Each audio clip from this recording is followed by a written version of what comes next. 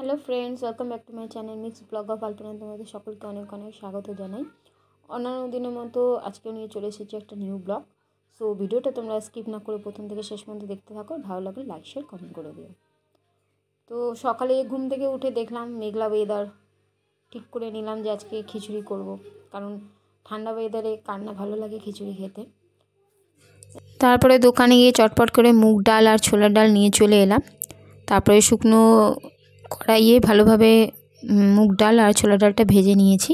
তারপরে গোবিন্দভোগ চাল, মুগ ডাল আর ছোলার ডাল একসঙ্গে জলে ভিজিয়ে রেখে দিয়েছি। আর এখানে তোমরা দেখতে পাচ্ছ ফুলকপি, বেগুন আমি কেটে রেখেছি।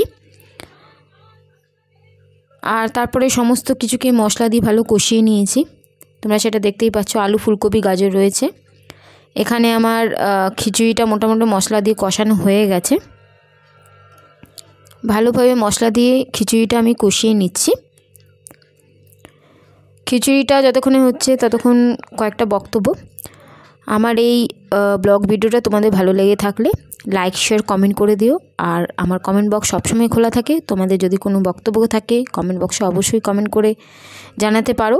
সো ভিডিওটা দেখতে থাকো তোমরা, ভালো লেগে থাকলে লাইক শেয়ার কমেন্ট করে দিও।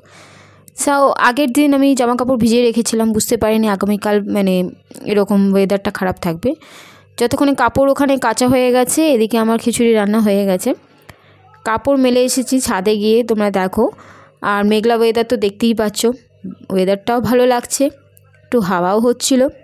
আর শীতকাল কার না ভালো লাগে, আমি তো ভীষণভাবে শীতকালের জন্য অপেক্ষা করি সারা বছর ধরে।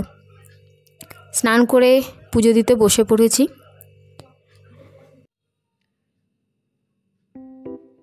ধূপ দিয়ে পুজো দেওয়া হয়ে গেছে, আমার টাইম লাগে আমার পুজো দিতে। তারপরে দেখছি পুজো দেওয়ার পর দেওয়ালে এত বড় বিছে উঠে পড়েছে, জানলাটা খোলা রেখেছিলাম। তারপরে সঙ্গে সঙ্গে বিছেটা মেরে তাড়ালাম। তারপরে আমি আর ছেলে লাঞ্চ করতে বসে পড়েছি।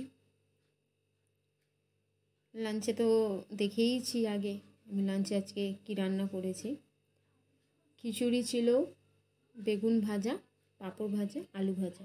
আর খিচুড়িটা স্পেশাল খিচুড়ি ছিল ফুলকপি, আলু, গাজর দিয়ে। আমরা সকলেই জানি যে ফুলকপি, শীতকালে ফুলকপির সিজন থাকে আর সস্তাতেও পাওয়া যায়। গরমকালে ফুলকপি পাওয়া যায় না, কেন পাওয়া যায় কিন্তু খুব লিমিটেড। শীতকালে ফুলকপির দামটা কমে। আর খিচুড়ি মধ্যে যদি ফুলকপি না থাকে তাহলে সেই খিচুড়ি খেয়ে মজাই পাওয়া যায় না। তো যার জন্য আমার আগে থেকেই ঠিক করা থাকে যে এখন শীতকাল চলে এসেছে, খিচুড়ি তৈরি করব একদম ফুলকপি দিয়ে। আর তোমরা দেখতেই পাচ্ছ ছেলেও খিচুড়ি খেতে খেতে এনজয় করছে, সঙ্গে আমিও খাচ্ছি, খুবই ভালো লাগছে। আর পাঁপড় ভাজাও আমি ভীষণ ভালোবাসি খেতে।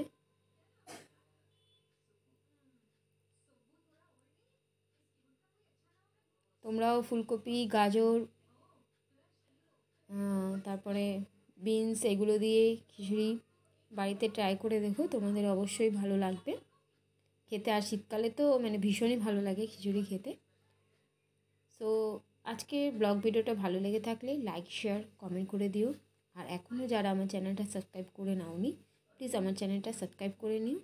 টাটা, বাই বাই, তোমরা ভালো থেকো। আজকের ব্লগটা এখানেই শেষ করলাম। টাটা।